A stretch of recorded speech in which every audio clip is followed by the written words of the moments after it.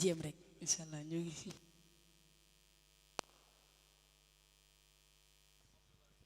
ñoo ngi tuub bu baax a baax te di ñaanal suñu Musaa suñu jëwriñ suñu mag suñu lépp yàlla yàggal ko fi ba lu mu bëgg ci xasida yi yàlla defal ko mook suñu baay ji Serigne Basirou Sey ak waa kër gi yëpp ñoo ngi leen di ñaanal baax a baax xéwal gi nag xeeb nañ ko torop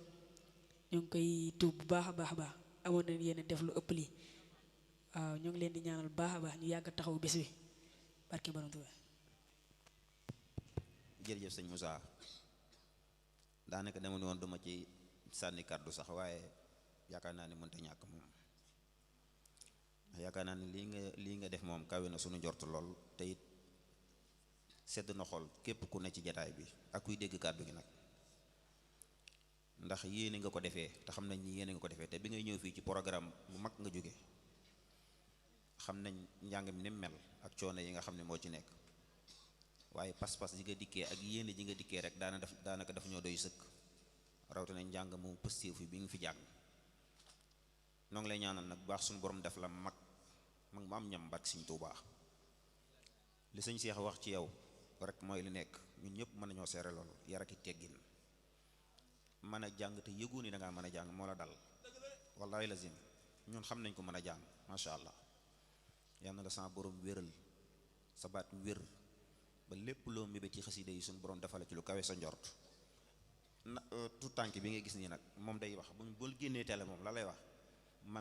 man Moussa Touré laa nopp loolu lay wax moom amul sax wallahi lazim du ay caaxaan li muy ndaw ku la ràññee la bak Sëñ Fàllu moo tax sànq bi avant ngay jàng laa koy dee naag boobu maa ngi koy baab naa ko Moussa Touré bu commencé naa la jox nga jox ko mun naa ma déedéet def naa nu ne nag jéem koo baab def naa nu ne pour bëgg koo kii mais daa lànk waaye nag sant yàlla yàlla na sama borom def jàmm rek ak tawféex wax dëgg yàlla bis bi moom taaral nga ko ba mu taaru ci lépp nag taaral nga bis bi ba mu taaru ndax teewaay bi rek maanaam dafa doy sëkk ci ñun rawatina borom xeetu teraanga yi nga xam indi nga ko fi ak sa kilifa gi nga xam ne muy bàyyi jili sëy nga xam ni ñun ak moom benn lañ Sëñ Tuubaa moo nu boole gis nga tuutànk yi jàng xasaay ñoom ñëpp benn lan li koy firndeel nag mooy jataay bi firndeel na lu baree bari xëy na suñu borom mooy dogal léeg-léeg xat-xat yi téye nit ñi ba jaxasoo gi war a am dëgg du am